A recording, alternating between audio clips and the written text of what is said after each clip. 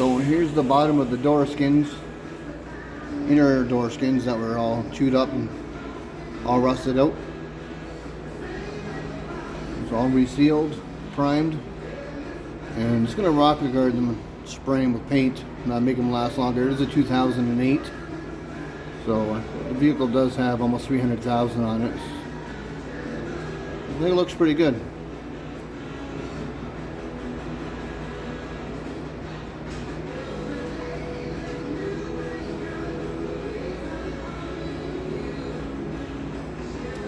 Once again, it's a 2008 Tahoe. I've done the outside of the doors as well. Just gonna close the door here to show you. Two-part putty all along the bottom.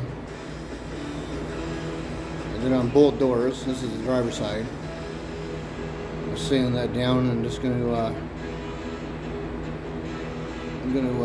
sand it down, prime it, seal it, primer sealer. I'm going to do 220, 320 on this two-part body, and then going to flash it in with the same color GM black.